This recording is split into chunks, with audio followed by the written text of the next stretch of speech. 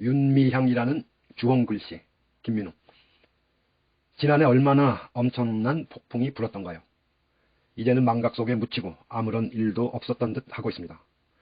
이 와중에 평생 헌신해온 분이 견디지 못하고 목숨을 끊었습니다. 언론의 관역이 된 당사자는 이후 지금까지 초죽음의 시간을 보냈습니다.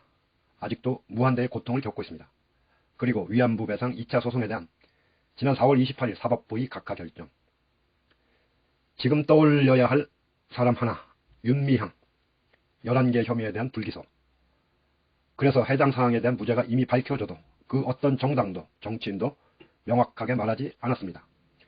여성단체들도 입을 다물고 있습니다. 윤미향을 피합니다. 진실이 밝혀지면 그걸 도리어 은폐하거나 그에 대해 침묵하는 언론. 그래서 애초 자신들이 매장하기로 한 대상이 다시 살아날까봐 무덤에 커다란 돌을 막아버리는 자들.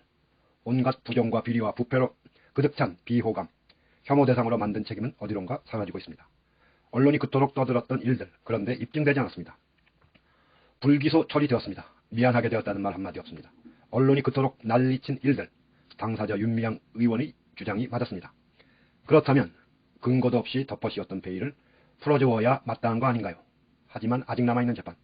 사법부가 어떤 결정을 내릴지 아무도 모르나 윤미향이 살아온 세월.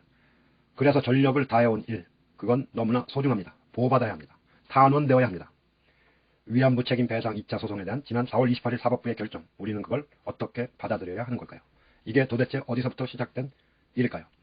서울중앙지법 민사합의15부 재판장 민성철은 지난 21일 고 김복동 할머니와 이용수 할머니를 비롯한 일본군 위안부 피해자와 유족 등 20명이 일본을 상대로 낸 손해배상 청구 소송을 각하했습니다.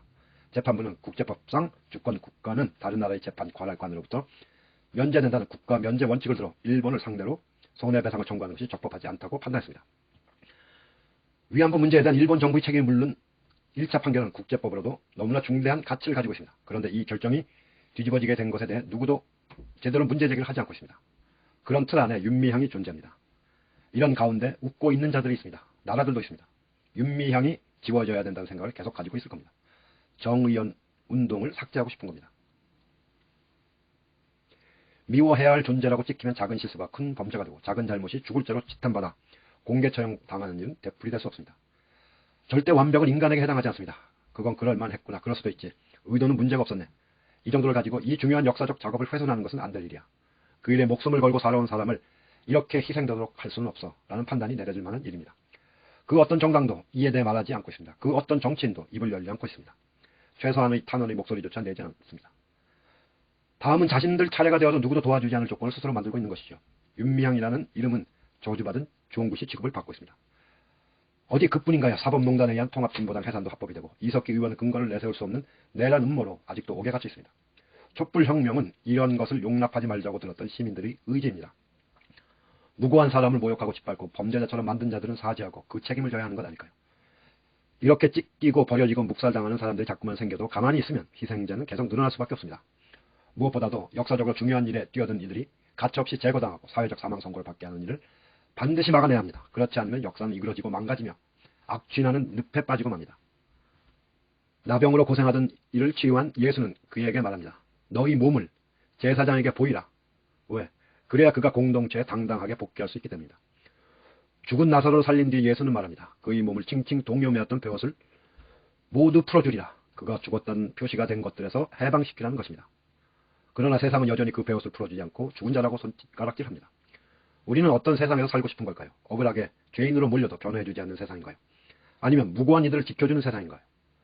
죄 없는 이들에게 저주의 주홍글씨를 붙이는 포악한 언론과 정치 세력들, 그들에게 더는 휘둘리는 일이 없도록 해야 할 것입니다. 그래야 역사가 생명을 얻습니다. 저들은 악마입니다. 역사에 헌신한 생명을 미워하기 때문입니다. 김민웅.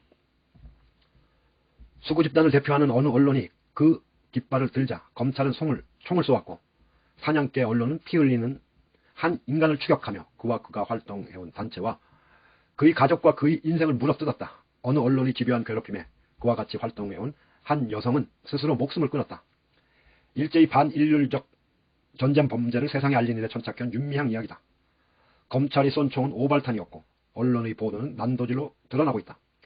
그럼에도 그들은 사과하지 않는다. 정치적 고의성이 농후한 그 총과 그 펜에 사람이 죽거나 말거나 그들은 책임지지 않는다.